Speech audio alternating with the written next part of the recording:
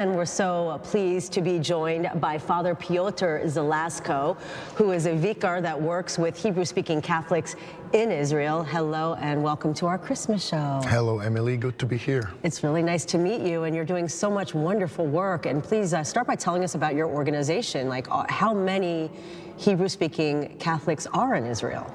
Well, we are very small. You would be surprised, but there's no more than 500, maybe 600 people who pray in Hebrew here in Israel. So we are very, very small organization, part of the Catholic Church in Jerusalem, Latin Patriarchate. So what is the joy of your work personally, living here? You've lived here, I know you're originally from Poland, but you've been here for 20 plus years. What do you find so interesting about being in the Holy Land and doing what you do? Oh, I love Israel. This is just my place. From the moment I came here for the first time, I knew it. I've been to so many places in the world, but there's nothing like this. I mean, I feel like at home here, and I love the people here, and everything that here is like, I feel like this is my home. Like you've always been here. Right. It's very special. Tell us about your recent trip to Cyprus. You had a chance to spend some time with the Pope. Right, I just came back from Cyprus, and Pope Francis was visiting Cyprus and Greece during the one journey, and it was an amazing meeting and a great message. The Pope reminded us that our way, the way we should work as the church, is the poor people, the people who need us, the people who are sometimes a little bit at the margin of the society. And tell us, you work with a lot of folks here, refugees, children here in Israel. Explain what that feels like to be able to do good with those that, you know, like you're saying, that are a little bit on the margins. Yes, in my opinion, and this is not only my opinion, but I took it very much from Pope Francis, this is the job of the church today. We should focus on people who really need us. And here in Israel, I mean, this country takes care of many social groups that are in need, but there is still something we can do. And as the church, we try to go especially towards the migrants and the refugees, working with them in big cities, Tel Aviv, Jerusalem, Haifa.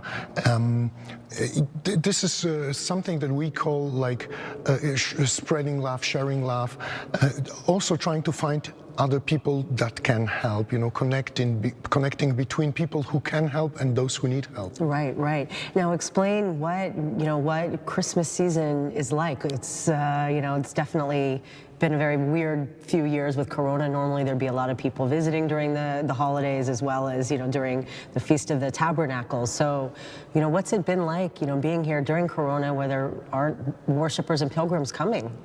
Right, this is the second year in a row that Israel is closed, and at the beginning I thought, I hate this situation and this COVID and why people are not able to visit their relatives and to celebrate together. It's not only about Christian feasts, it's about other feasts, and generally in the world we can't travel as easily as we did.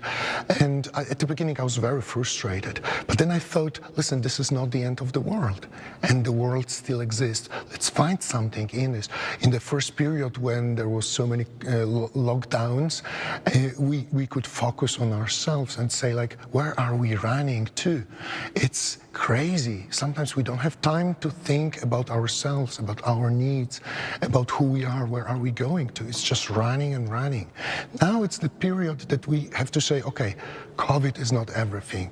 It limits us and we have to keep the limitations, but we can't stop loving people and sharing our love with them. So no matter how difficult the situation is, I hope everybody will find this Christmas message, which is the message of love. And have you found, because of COVID, people are finding, we know through history, like when plagues have happened in history, people afterwards tend to be more spiritual or turning toward, a higher faith in whatever religion or faith, they believe in. Are you finding that to be true, or is it still too early to tell because we're still, not able to travel freely?